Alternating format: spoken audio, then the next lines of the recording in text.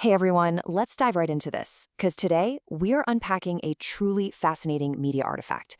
I mean, have you ever been mindlessly scrolling through a feed and you just feel this sense of absolute cultural whiplash? Well, the source transcript for today's explainer is the literal definition of that. It swings so wildly from high-stakes political lawsuits to quirky urban real estate hacks to pop culture debates, and then it literally glitches out of reality. It's totally chaotic, it's unpredictable, but we are going to break it all down and try to make perfect sense of what on earth is going on here. So here is our agenda. 1. Political and civic controversies. 2. Alternative urban living trends. 3. Celebrity protests and reactions. 4. Pop culture and regrets. And 5. The curious case of Nom. Section 1. Political and civic controversies. Okay, so the broadcast kicks off with an issue that honestly sounds straight out of a Hollywood family drama, but it's actually centered around a severe environmental disaster. And it all hinges on this absolutely massive number, 117 million.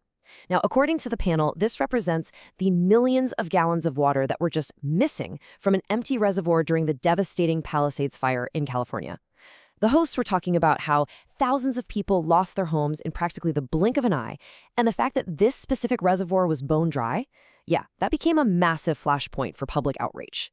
And you know, that anger ultimately led to a lawsuit with a staggering personal twist. We've got two completely competing narratives here.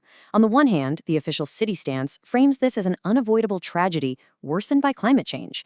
But on the flip side, there's a lawsuit claiming gross negligence, severe emotional distress, and pointing the finger directly at that empty reservoir. Now here is the crazy part. Who is actually filing this lawsuit against Los Angeles Mayor Karen Bass? It's her own brother, Kenneth Bass. The panel absolutely had a field day with this one, basically pointing out that sometimes allegations of government incompetence come from right inside your own family tree. So this local anger builds into a much larger conversation about money.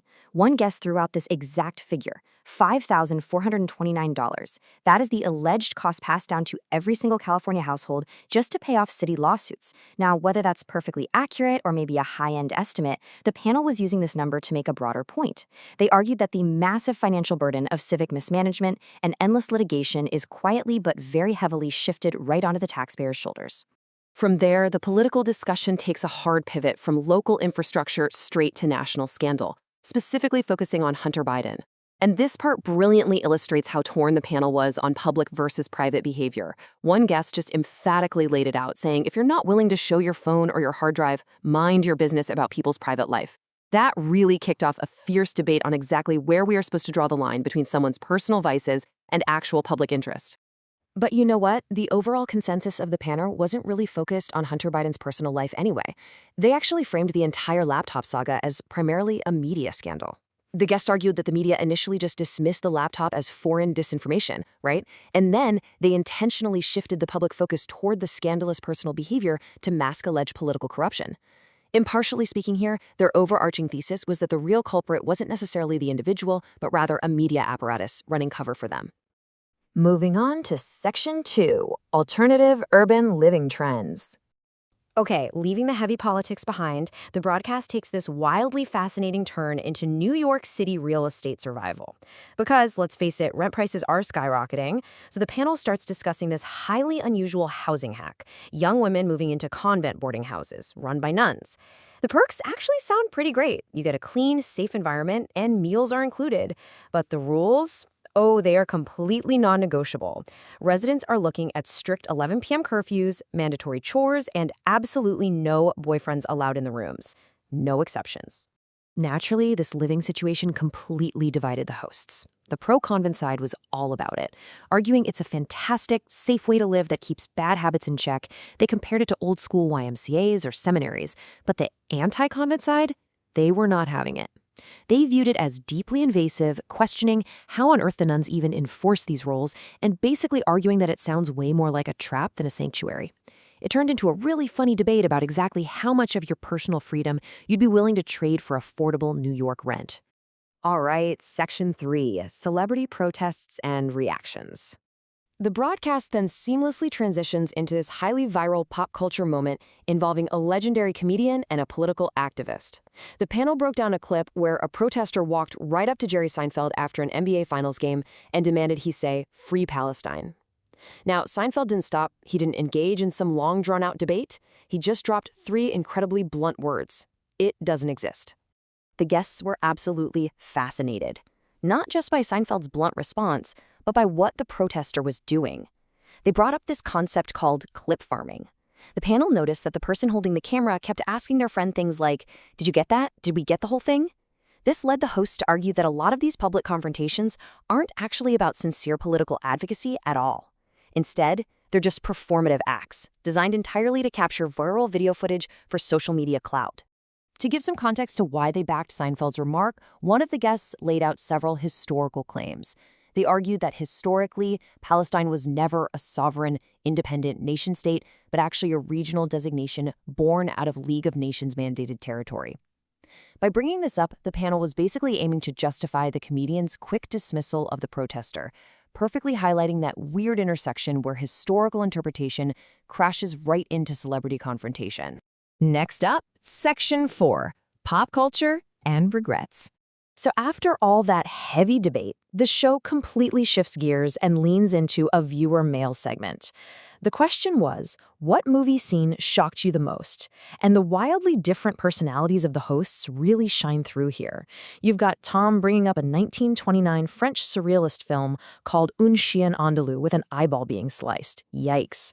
Then Jim jokingly claims his biggest shock was learning Kareem Abdul-Jabbar was a pilot in the comedy Airplane. Kat goes full modern horror, talking about that brutal early beheading in Hereditary. And Tyrus brings it all back to classic sci-fi, recalling the mind-blowing moment of learning Luke's father's identity in The Empire Strikes Back. They kept the fun going by asking the panel about their most regrettable purchases. And honestly, this is probably the most relatable part of the whole explainer. Tyrus bought a boat he literally never used. Classic mistake, right? Kat paid for acting classes for a manipulative ex-boyfriend, Jim made a pretty crude joke about condoms, and Tom lamented buying cars that he just leaves sitting outside to rest. It's a hilarious reminder that no matter who you are or how much money you have, we all make absolutely terrible purchasing decisions sometimes. Finally, Section 5, The Curious Case of Nom. Okay, so right after the hosts are laughing about their bad purchases, the broadcast transcript just breaks. I mean, it suffers a complete algorithmic glitch. Without any warning whatsoever, the late-night banter completely vanishes. The text abruptly cuts off, and the feed injects a totally unrelated story. Suddenly, we are thrust into a fictional manhwa narrative, which is like a Korean comic, about a 22-year-old sports rehabilitation major named Nam. Since it's in the source, we gotta cover it. Let's walk through Nam's incredibly unlucky morning. Step 1, he wakes up, tries to open a soda but snaps the tab off and sprays the whole drink right into his own face. Step 2, he checks his phone, gets a text from a friend at 11 a.m. and suddenly realizes he is horribly late. Step 3, he finally steps outside only to have an elderly woman accidentally dump water all over him. It is this totally mundane, slightly comical sequence of bad luck that has absolutely zero to do with Los Angeles politics, nuns, or Jerry Seinfeld. And that brings us to the real takeaway of today's explainer. When high-stakes political lawsuits, celebrity gossip, intense cultural debates, and completely random algorithmic glitches about fictional college students all share the exact same feed, how do we actually process modern media? This whole transcript is a perfect mirror of our daily digital diets. It's a chaotic, disjointed stream of information where the deadly serious and the completely surreal just sit side by side. So it really forces us to ask, are we actually absorbing any of this information, or are we all just mindlessly scrolling through the chaos? Thank you so much for joining me on this wild ride today. Keep questioning what you read, keep looking for the structure in the noise, and I will see you in the next explainer.